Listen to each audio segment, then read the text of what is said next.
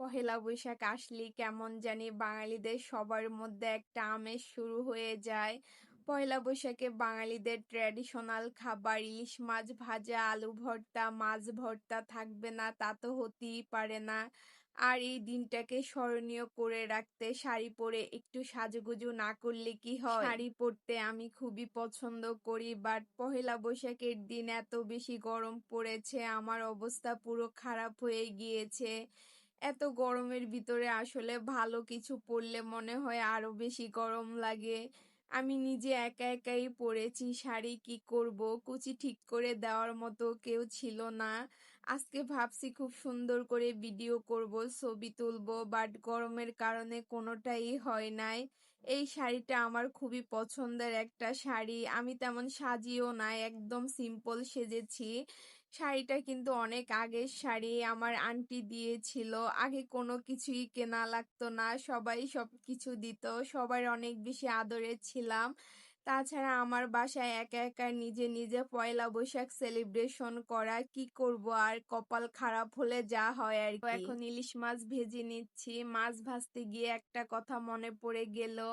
একবার আমাদের কলেজে পহেলা বৈশাখ সেলিব্রেশন করেছে, তাও তেলাপিয়া মাছ ফ্রাই দিয়ে।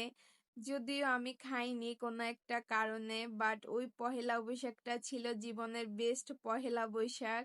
আমরা খুবই আনন্দ করেছি, এখন বুঝি পিছনের দিনগুলোই জীবনের বেস্ট সময় ছিল। শাড়ি পরে কাজ করতে কিন্তু ভালোই লাগে, বাট গরমের কারণে একটু কষ্ট হয়। আমাদের বাসায় পহেলা বৈশাখের দিন আয়োজন করেছি ভাত, মুরগির মাংস, আলু ভর্তা, মাছ ভর্তা, আর সাথে ছিল শুকনা মরিচ আর পেঁয়াজ। এসব বাঙালি খাবার দিয়ে তো একদম পেট ভরে ভাত খাওয়া যায়। একা হাতে এইটুকু আয়োজন করেছি, তাও অনেক বেশি। দুজনে মিলে করলে হয়তো আরো কয়েক পদের ভর্তা করতাম। মাশাল্লাহ, এত সুন্দর সাজানো প্লেট থেকে তো চোখই সরাতে পারছি না। কার কার খেতে ইচ্ছে করে অবশ্যই কমেন্ট করে জানাবেন। এই তো অবশেষে এখন খেতে বসলাম। আর পয়লা বৈশাখে সবাই পানি দেওয়া ভাত খেলেও আমি কিন্তু গরম ভাত খাই।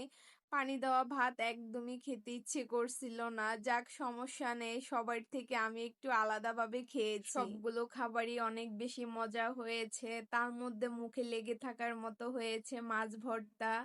আর ইলিশ মাছের ভর্তা তো মজা হওয়াটাই স্বাভাবিক। সব মিলিয়ে পহেলা বৈশাখের দিনটা অনেক ভালো কেটেছে। বছরের প্রথম দিন যেহেতু ভালো কেটেছে, আল্লাহর কাছে দোয়া করি প্রতিটা দিনই যেন ভালো কাটে।